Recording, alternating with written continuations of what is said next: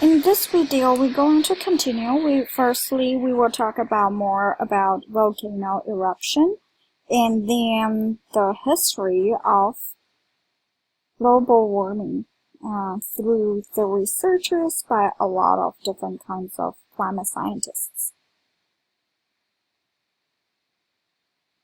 Explosive volcanic eruption in the tropics inject particles and sulfur dioxide into the stratosphere, and this reduces summer temperatures in Europe by half degrees Celsius in the first two summers after the event, based on the analysis of 15 eruptions over 5 centuries. Winter temperatures are increased by up to 2 degrees Celsius. It has recently been proposed by Miller et al. That for volcanic eruptions in the late 13th century caused cooling that lead to sea ice expansion in the Arctic and triggered the onset of the Little Ice Age in Iceland and Baffin Island. Further volcanism in the mid-15th century gave this cooling a boost. In Scandinavia and the Alps, the expansion of valley glaciers led to direct loss of farmland, while the low temperatures often resulted in reduced crop production and harvest failures. Late in the Little Ice Age, the cataclysmic eruption of Mount Tambora, Indonesia in April 1815 lowered the global temperature by as much as 3 degrees Celsius. Most of the northern hemisphere experienced sharply lower temperatures during the succeeding summer months. In parts of Europe and eastern North America, 1816 was known as the year without a summer.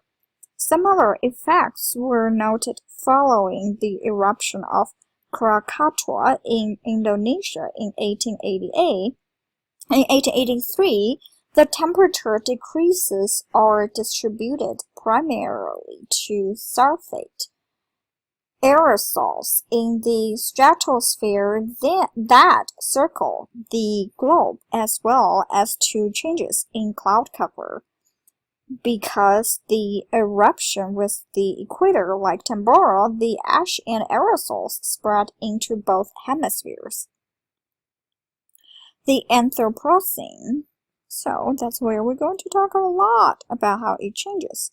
So the Anthropocene is a term that has recently been proposed by Zalazivas et al. For the period when human influence on global climate have become widely apparent. The start date of the interval is uncertain, but it contains approximately with the beginning of the Industrial Revolution around 1800 AD. Climatic observations in many parts of the world began about this date, and there are also older. So documentary records, whether dairies records of floods and severe winters, wine production and harvest data, much of this information was assembled by the late Hubert Lamb in his book Climate, Past, Present, and Future, published in 1990. Lamb began work on climatic changes and its cause in the 1960s, along with other notable climatologists such as Gordon Manley, Herman Flown, and Murray Mitchell. So the multi-decadal oscillations were neutral. So Manley assembled a record of central England temperature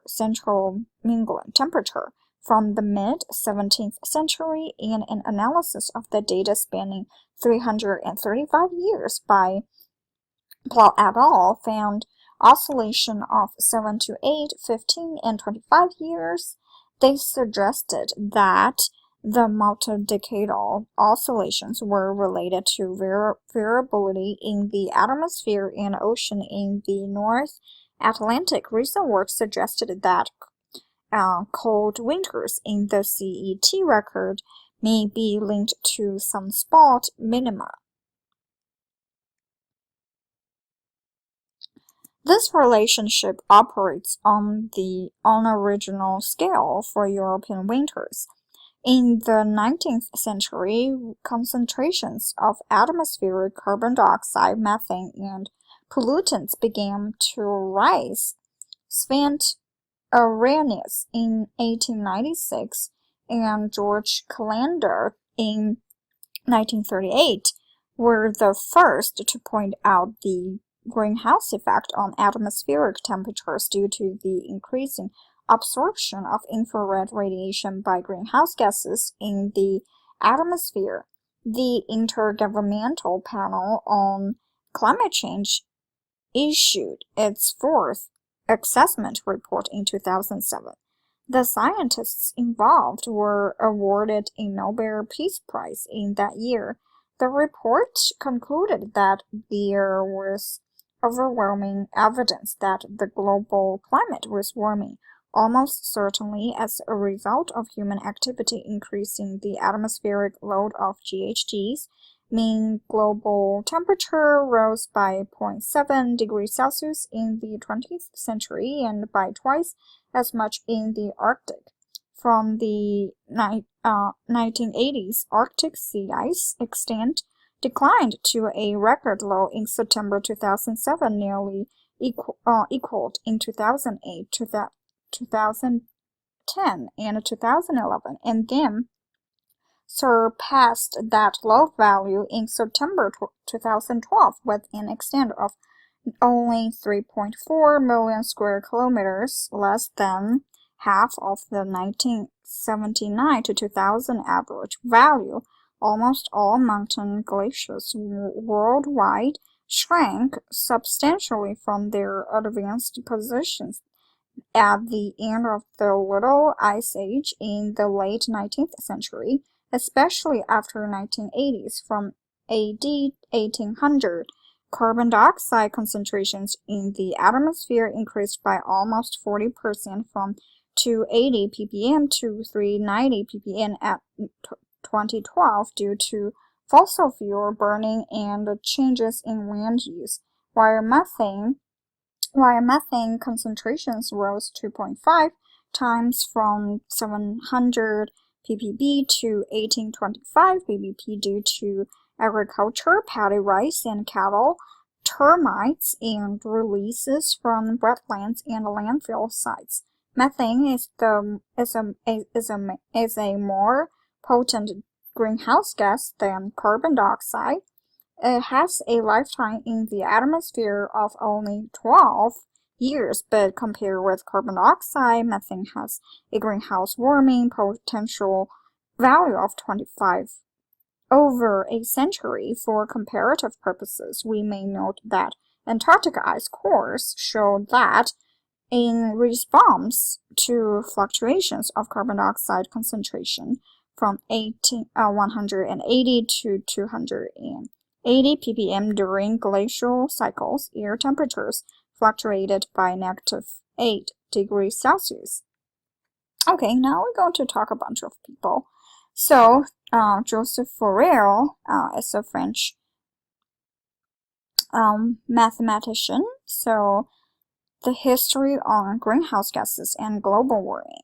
In the 1620, Joseph Fourier in France, he recognized that atmospheric gases could trap energy from the sun and make the earth warmer than it otherwise would be. So, the discovery of greenhouse gas effect. Oh, John Tyndall, we have to remember him because everybody will talk about him a lot. So John Tyndall was a prominent Irish guy, good, 19th century physics. His initial scientific frame arose in the 1850s from the study of diamagnetism. Later, he made a discovery in the realms of infrared radiation and then the physical properties of air. Tyndall also published more than a dozen science books which brought state-of-the-art 19th century experimental physics to a wide audience. From 1853 to 1887, he was professor of physics at the Royal Institution of Great Britain in London. Tyndall explained the heart in the Earth's atmosphere in terms of the capacities of the various gases in the air to absorb radiant heat, also known as infrared radiation. His measuring device, which used thermopile technology, is an early landmark in the history of absorption spectroscopy of gases. He was the first to correctly measure the relative infrared atmosphere powers of the gases nitrogen, oxygen, water vapor, carbon dioxide, ozone, methane, etc. Year 1859, he concluded that water vapor is the strongest absorber of radiant heat of the atmosphere and is the principal gas controlling air temperature. Absorption by the other gases is not negligible but relatively small. Prior to Tyndall, it was widely surmised that Earth's atmosphere has a greenhouse effect, but he was the first to prove it. The proof was that water vapor strongly absorbed infrared radiation. Relatively, Tyndall in 1860 was first to demonstrate and quantify that visually transparent gases are infrared emitters. His device advances the question of how radiant heat is absorbed and emitted at the molecular level. He appears to be the first person to demonstrate experimentally that emission of heat in chemical reactions has its physical organization within the newly created molecules. In 1864, he produced instructive demonstrations involving the incandescent conversion of infrared into visible light at the molecular level, which he called colorescence. In 1865, in which he used materials that are transparent to infrared and opaque to visible light, or vice versa. He usually referred to infrared as radiant heat and sometimes as ultra-red undulations, as the word infrared did not start coming into use until the 1880s. His main reports of the 1860s were republished as a 450 pages collection in 1872 under the title Contributions to Molecular Physics in the Domain of Radiant Heat. In the investigation on radiant heat in air, it had been necessary to use air from which all traces of floating dust and other particulates had been removed. A very sensitive way to detect particulates is to bathe the air with intense light. The scattering of light by particulate impurities in air and other gases and in all liquids is known today as the Tyndall effect or Tyndall scattering.